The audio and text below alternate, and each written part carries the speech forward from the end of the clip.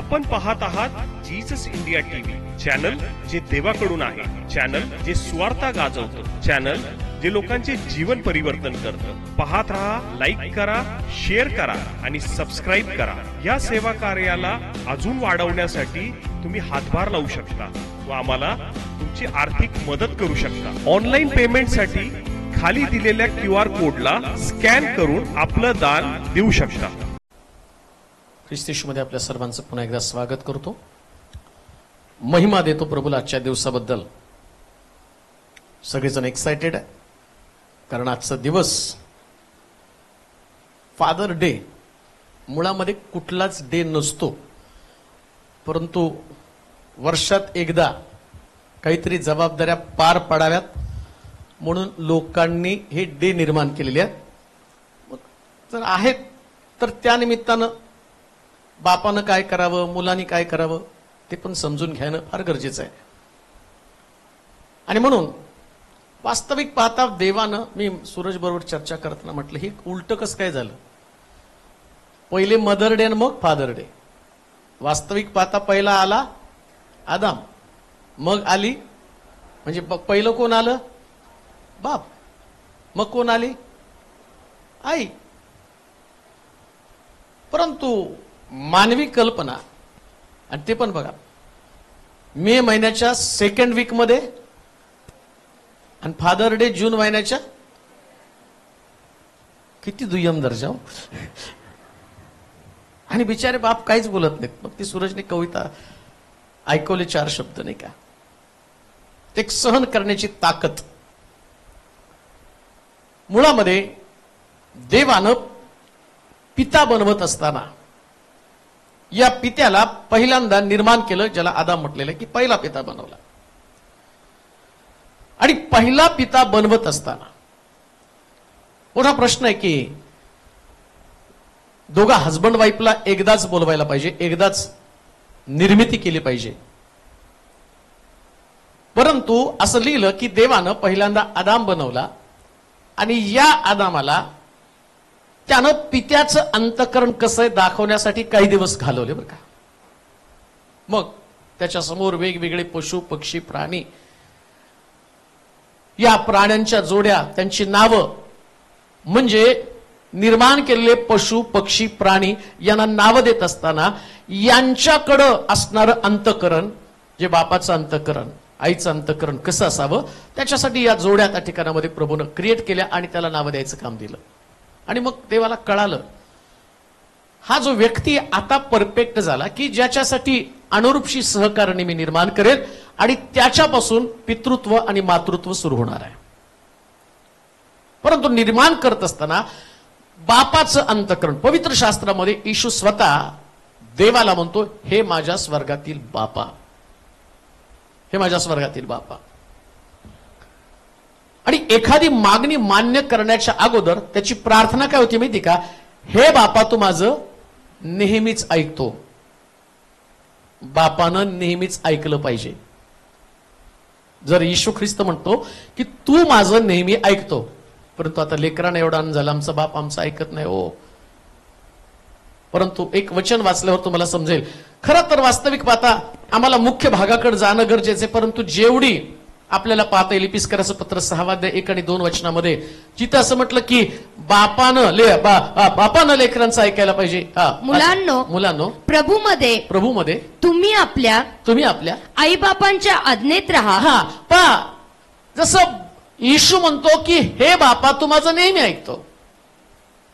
बापानं मुलांचं ऐकायला पाहिजे. काय ऐकायला पाहिजे? आता मी जसं म्हटलं की नाही, येशू म्हटला ना तू माझं नेहमीच ऐकतो, तसं बाप लेकरांना असं वाटतं बापाने नेहमी ऐकलं पाहिजे, ऐकलंच पाहिजे. मग प्रश्न उरतो काय ऐकलं पाहिजे. समजा एखादा मुलगा जो दारुडे आहे तो आपल्या बापाला म्हणलं बापा मला दारू दे, मग काय बापानं ते ऐकायचं का? दारू दे म्हणल्यावर त्याला दारू दे. मुळामध्ये बाप नेमकं काय ऐकतो आणि बापानं नेहमी ऐकत असताना कशा पद्धतीने ते ऐकावं, बायबल समजून घेणं फार गरजेचं. फादर डे किंवा पितृदिन ज्याला असं म्हटलेलं आहे, या पितृदिनानिमित्तानं पहिली गोष्ट शास्त्रात असं लिहिलं की बाप ही व्यक्ती जी प्रभूनं निर्माण केलेली आहे, जे आणि त्याला जे बापाचं अंतःकरण दिलं, या अंतःकरणामध्ये असं लिहिलंय त्या ठिकाणी, मुलांनो तुम्ही बापाच्या आज्ञेत राहा. म्हणजे बापानं आज्ञा करणं गरजेचं आहे. बापानं आज्ञा करणं गरजेचं आहे. आणि दुसरी गोष्ट इथं लेकरांना तो सांगतो, तुमचा बाप जी काही आज्ञा तुम्हाला करेल.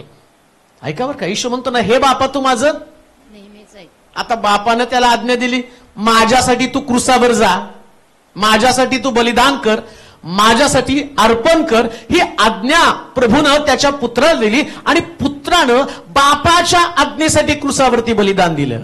आता बाप त्या मुलाकडे पाहताना, माझा मुलगा आज्ञेचं पालन करतो ही गोष्ट बापानं पाहिली आणि आता बाप काय करतो, मुलगा जे सांगतो ती प्रत्येक गोष्ट ऐकतो.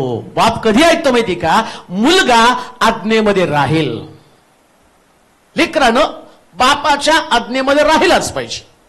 जी लेकरं आपल्या बापाच्या आज्ञेमध्ये राहत नाही, त्याच्यात लिहिलंय, वाचा पुढे वचन. मुलांनो प्रभूमध्ये तुम्ही आपल्या आईबापांच्या आज्ञेत आई बापांच्या आज्ञेत राहा, कारण हे योग्य आहे. कारण काय हो, हे योग्य आहे. काय योग्य आहे? तुमच्या विनंत्या सांगणं योग्य नाही. काय योग्य आहे? आज्ञेमध्ये राहणं योग्य आहे. आम्ही म्हणतो ना, आम्हाला योग्य अयोग्य काही कळत नाही. लक्षात घ्या, जेव्हा जीवनामध्ये काही निर्णय घेण्याची वेळ येते, जेव्हा काहीतरी निर्णय घ्यायचे असतात, ते निर्णय तुमच्या बुद्धीला पटतात म्हणून कधी घेऊ नका. कारण तुमची बुद्धी चालवणारा दुसरा एक कोणीतरी असतो. तुम्हाला माहिती काय, येशू ख्रिस्ताला जसं मी पाहतो की त्या लुसिफरनं त्या डोंगरावरती घेऊन गेला आणि त्या डोंगरावरून त्याला जग दाखवलं आणि त्याला सांगितलं, मला नमन कर म्हणजे सगळं जग मी तुला देऊन टाकेल. त्यानं बुद्धीमध्ये भ्रम निर्माण केला. त्यानं सांगितलं की तुला भूक लागली, तू आज्ञा केली तर धोंड्याच्या भाकरी होतील, भाकरी तुझी गरज आहे. परंतु बापानं एक वचन त्या ठिकाणामध्ये या पवित्र शास्त्रामध्ये लिहून ठेवलं होतं आणि ते वचन होतं, मनुष्य केवळ भाकरी नव्हे तर देवाच्या मुखातनं निघणाऱ्या प्रत्येक वचनानं जगेल. त्यानं आपल्या बुद्धीमध्ये भ्रम होऊ दिला नाही, बुद्धीमध्ये नाही भ्रम होऊ दिला. त्यानं बापाच्या शब्दाकडे कान दिला. लेकरांनो ऐका, जेव्हा निर्णय घेण्याची वेळ येते ना, त्यास नेहमी तुमच्या बुद्धीला काय पटतं याचा विचार करू नका. तुमचा बाप तुम्हाला काय शिकवतो याच्याकडे लक्ष द्या. का तर हे चांगलं आहे, याच्यामध्ये तुमचं कल्याण आहे. तुमच्याकडं जो अनुभव आहे, तुमच्याकडं लोक ओळखण्याची क्षमता नसते. तुम्ही कदाचित या जगामध्ये तुम्ही नवखे असल्या कारणाने पहा, तरुण पण जे असतं ना, ते सगळ्यांवर विश्वास टाकणार असतं. आणि या तरुणपणाचं वैशिष्ट्य काय माहिती का, जो व्यक्ती त्याला वेळ देईल ना, त्या व्यक्तीला तो आपला व्यक्ती मानत असतो. कोणीतरी वेळ देत असतं, टाइम देत असतं. आणि टाइम देणारा व्यक्ती आम्हाला असं वाटतं की तो खरं माझ्यावरती प्रेम करतो.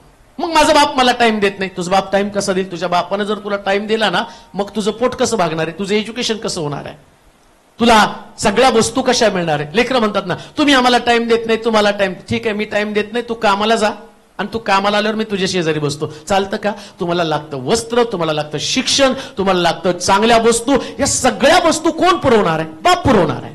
मग बाप पुरवत असताना बापाची पण स्वप्न लेकरांसंबंधानं असतात. प्रत्येक बापाला आपल्या लेकरासंबंधानं स्वप्न आहे.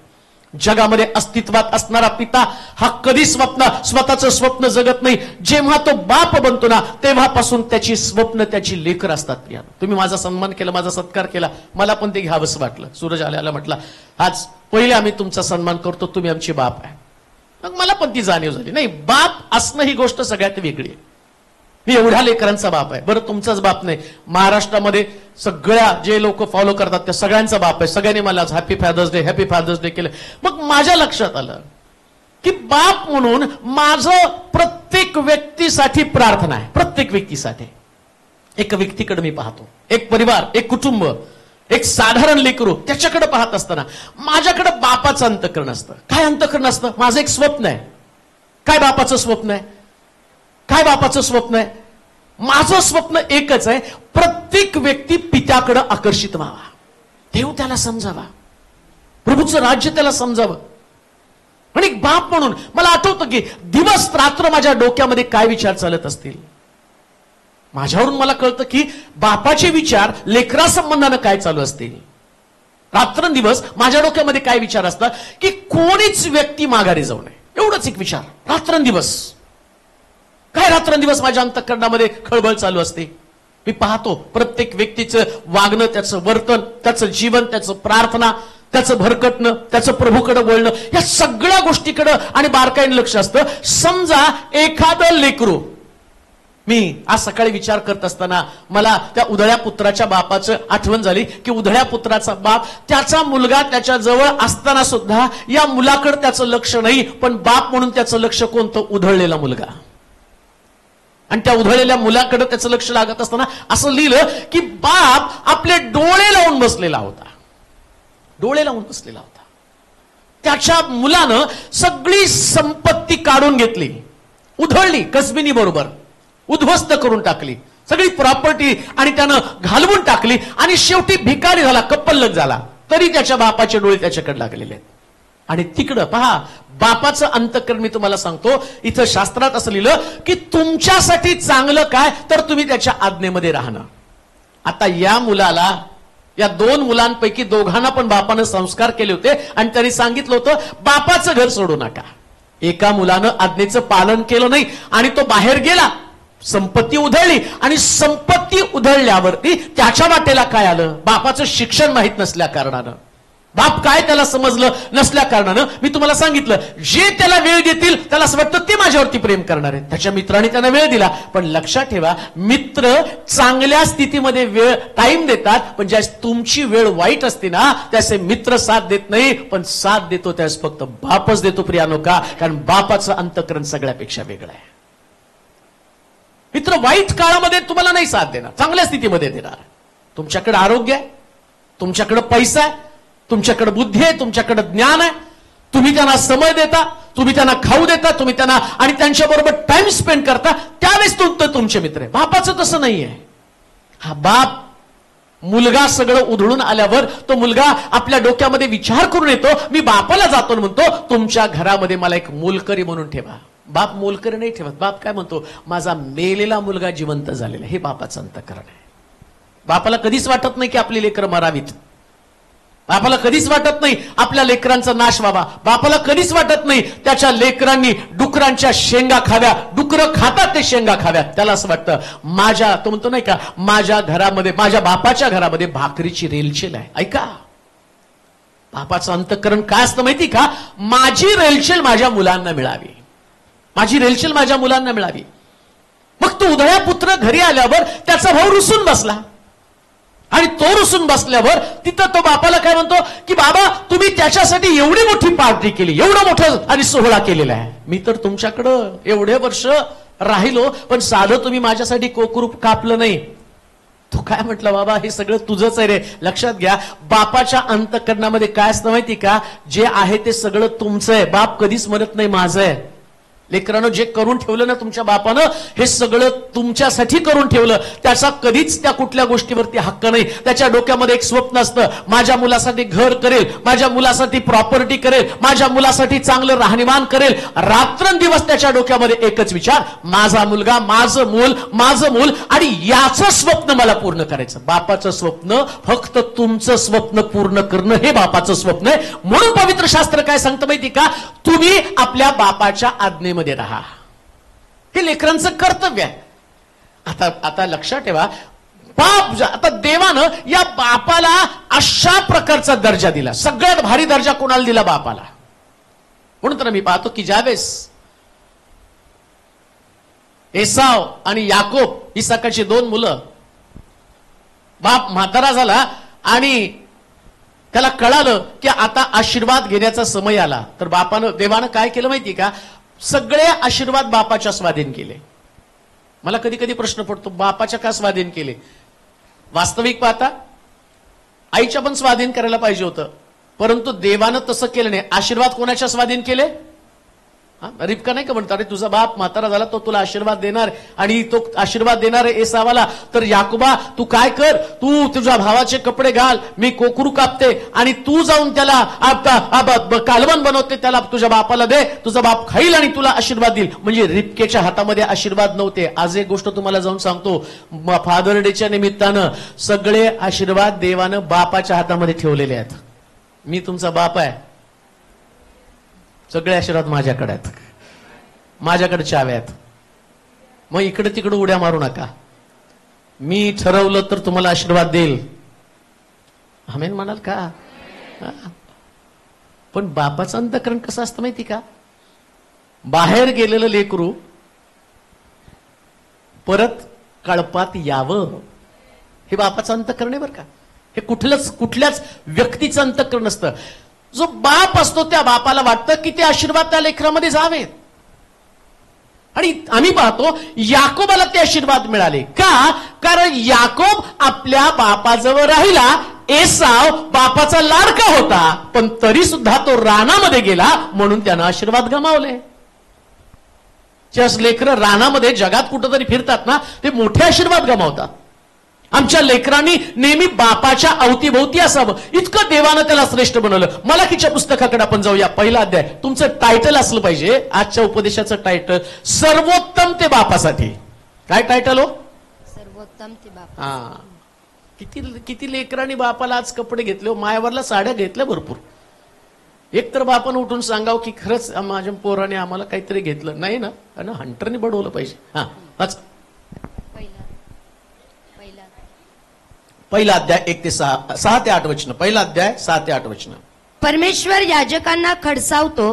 परमेश्वर याजकांना खडसावतो. बघा, देव सुद्धा याजकांना म्हटलं, आई विषय लय बोलता. हा. खडसावतो. मुलगा आपल्या बापाचा व चाकर आपल्या धन्याचा सन्मान करीतो. आपल्या धन्याचा सन्मान करतो. मी बाप आहे तर माझा सन्मान कोठे आहे? माझा सन्मान कोठे? मी धनी आहे तर माझे भय कोठे आहे? असे त्याच्या नामाचा अपमान करणाऱ्या तुम्हा याजकास परमेश्वर विचारतो. तरी तुम्ही म्हणता आम्ही तुझ्या नामाचा कोणत्या प्रकारे अपमान केला? तुम्ही माझ्या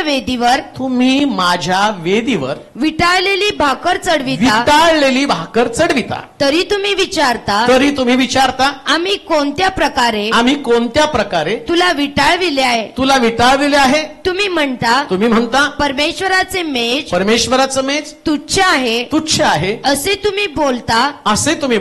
तेने करून तुम्ही ते विटाळविता. बापाला सर्वोत्तम ते द्यावं अशी देवाची इच्छा आहे. इथं म्हणतो की तुमच्या बापाचं तुम्ही भय बाळगता, तुमच्या बापाचा तुम्ही सन्मान करता. अपेक्षा काय देवाला? बापाचं भय बाळगावं आणि बापाचा सन्मान कर. लक्षात घ्या, अशी लेकरं देवाला बिलकुल पसंत नाहीत जे आपल्या बापाचा पावलोपावली अपमान करत आहेत. अशी लेकरं देवाला बिलकुल पसंत नाहीत जे बापाला दुय्यम दर्जाची वागणूक देत आहेत. शास्त्रात लिहिले बरं का. आणि तो याजकांना खडसावत आहे. याजकांना काय खडसावतो? तो म्हणतो माझा सन्मान कुठे? मी तुमचा बाप आहे. म्हणजे याजकाला तो बोध करत आहे की अरे तुम्ही लेकरांना हे शिक्षण द्या. कोणतं शिक्षण? बापाचा सन्मान व्हायला पाहिजे. ग्रहित धरून नाही चालायचं. नातीची आहेत ती ग्रहित धरून नाही चालायची. कधी कधी सगळी नाते आम्ही ग्रहित धरून चालतो. तो माझा बाप आहे. बाप म्हणजे काय मित्र वाटला का तुम्हाला? कधी कधी आम्हाला असं वाटतं बापानं आमचा मित्र असावं. नाही हो.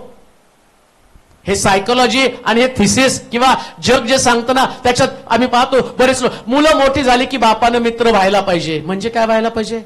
त्याच्यावर दारू प्यायला पाहिजे, त्याच्यावर जुगार खेळायला पाहिजे, त्याच्या सगळ्या सवयी बापानं आणि त्या मुलाच्या सवयीमध्ये मॅच व्हायला पाहिजे का? मित्र व्हायला काय? बरेच लोक म्हणतात आता मुलाची चप्पल बापाला आली ना, मग बापानं समजायचं मुलगा मोठा झाला. अरे मुलगा किती मोठा झाला तर त्याने आज्ञेतच राहायला पाहिजे.